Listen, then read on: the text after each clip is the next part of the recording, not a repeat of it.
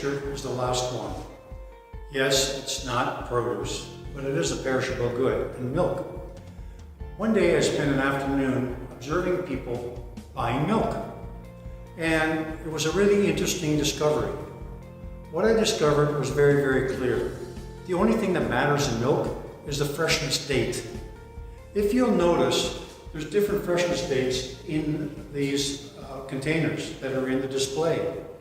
And every consumer, every single one, male, female, I think I watched 70 or so, or 65, all of them looked at the date first. Then they made changes.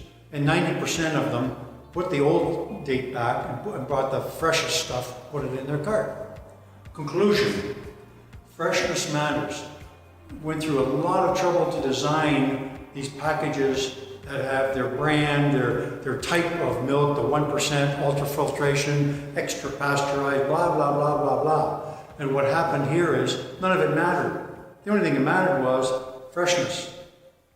This is the same with produce. Consumers don't want produce that's old. What they want is produce that turns quickly so that they can take it home and have enough time to plan their meals for a week. One thing that's happening in the business that we know is that consumers are shopping less often. And unless you can give them vegetables that last during the week, they buy a lot less because they have to consume it right away. What we need to do is we need to understand, again, as vendors, what our product looks like, what the turn rates are, and then we will discover, okay, what do we send to the stores? And where freshness matters, obviously shelf life matters. So let's get back to where we started. Let's go back to the triangle. And now that we've shown you all the different kinds of clients that you're going to run into and why it's important that you see what they do at the individual stores and individual displays, I want to come back to this triangle.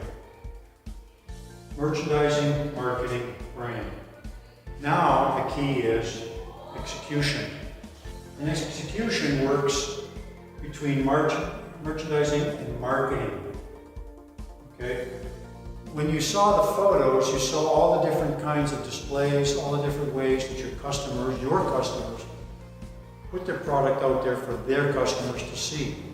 Now you'll understand why it's critical that your marketing program and your branding program actually matches the type of merchandising that's going on in the trade.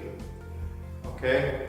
It's difficult to understand why you're merchandising on top, because how do we execute when you have no control? And the way to execute is we all have inventory that's of variable quality and variable age.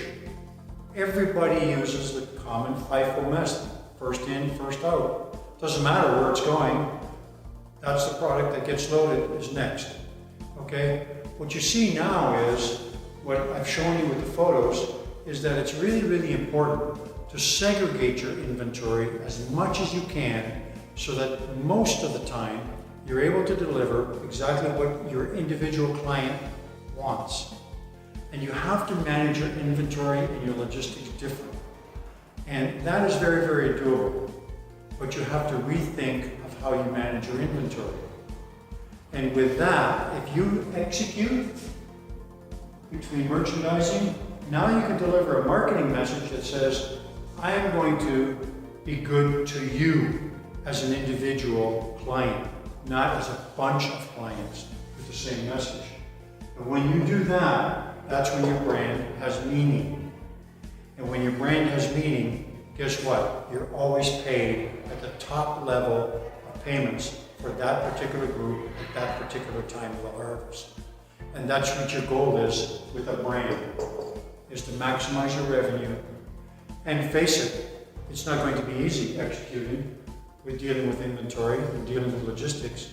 But remember what I said earlier, do what's right, not what's convenient. And this will tell the story correctly. The intention of this video was for me to simply bring you my experiences and to show you that you can, in fact, develop a brand if you pay attention to what's going on around you in the industry. If you want any more information on this, let me know. Contact me at the email address shown below.